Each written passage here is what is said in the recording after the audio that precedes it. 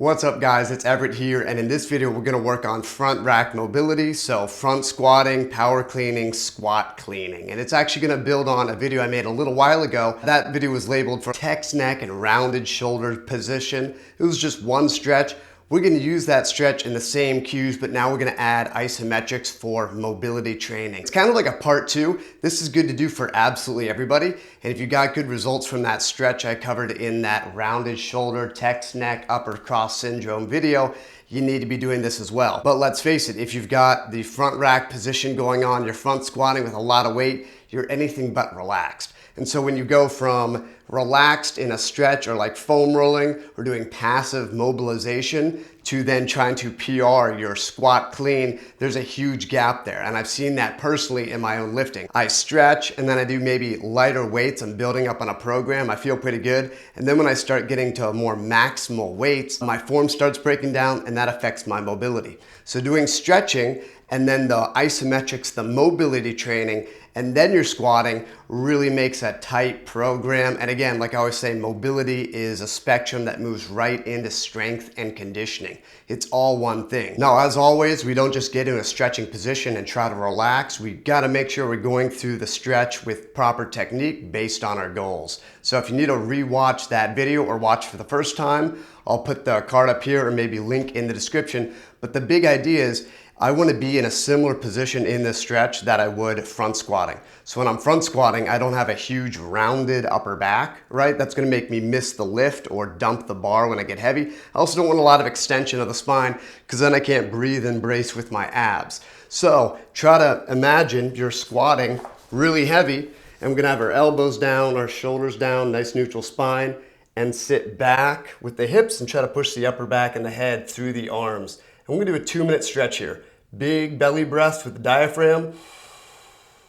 Again, just imagine you're squatting. My arms are kind of in that external rotation, stretched out lat position like I would front squatting. So 2 minutes here. And now the isometrics, because again, we got to teach our muscles how to contract and get strong in this new flexibility. So what I'm going to do is I'm going to pull the elbows using my lats straight down the bench and slightly towards me, all right? So I'm going to pull down, it's like a lat pull down, 20% with my elbows, all right? And then I'm going to pull down 40%. So I'm really, again, like a lat pull down, pulling straight down like this. 20%, then 40%. Then I'm going to go 50 or 60% down. At this point, I'm going to be using my legs, contracting my muscles here, getting some air in my stomach, really bracing hard. And my face might get pretty red, but I'm going to go to 60% and then 70% down. So I'm really crushing this bench. Once I hit about 70% of my effort, which is a little subjective, you'll get better at it as you go along, figuring out what 70% is. I'm going to hold that for 10 seconds, and then I'm going to exhale, relax, and still with a good position, I'm going to increase that stretch. And now I'm going to do the opposite muscles because all these other muscles are in a shortened position. So I got to get good at contracting and irradiating all of my muscles to hold that heavy barbell and squat with it, all right? So now I'm going to use these top muscles, biceps, shoulders, to try to lift the elbows off the bench. Now they're not going to lift because I'm at the end range. So I have no range to actually move within, but I'm going to be contracting and getting some force on these muscles and teaching my body how to connect with them. So I'm going to do the exact opposite thing, try to lift up and over the head. So not just straight up, but rotating over the head, about 20%. And then I'm going to go 40%. Same thing, get some air in the stomach. Start using the glutes, the leg muscles, grip the bar pretty hard and go 50, turn it up 60, 70. And again, your chest might drop a little bit when you're doing this because again, you can't lean the elbows off the bench, you're gonna fall forward, which is fine. And I'm gonna hold that 70% for 10 seconds and then exhale and relax deeper into that position. So that's the full circuit. It should take about 4 to 5 minutes. Again, looks kind of silly. It looks like not very exciting, like there's no moving going on, but isometric is muscle contraction, all right? So you can contract your lats as hard as you could if you're doing like, a really heavy set of like 8 cable lat pull downs or band lat pull downs. So we're building up a lot of strength in this new position.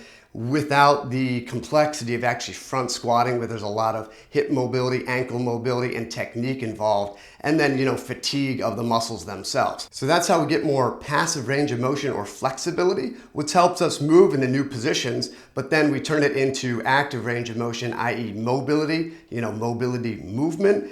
And we do this in a safe and really controlled environment, which kind of bridges the gap between the flexibility and then actually going out and, squat cleaning or front squatting. So it makes that spectrum, that continuum from mobility, strength training, nice and seamless. So again, 2-minute stretch in the right position.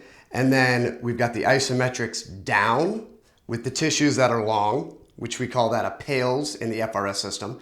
And then tissues that are shorter pulling up are rails. And I went to 70% contraction. You can go up to 100. I wouldn't recommend that at first because this is all new stuff for you, but it's just like strength training. You get your days, you do a 3x5 at 70% and then a 5x3 at 85%. So you can do that same thing here. It's actually gonna help increase your flexibility or range of motion quicker, and then you have neuromuscular connection. You know how to find those muscles, and then you're actually putting, again, force on the muscles. So stimulus, so the connective tissues are actually becoming stronger in a safer position. As always, guys, thanks for watching. If you liked the video, consider subscribing and hit the like button. It's gonna help other people find these videos, and that's what the like button's there for. If you want better hip mobility, check out my hip mobility course on my website. It's $29, 16 more videos, 2.5 hours of content.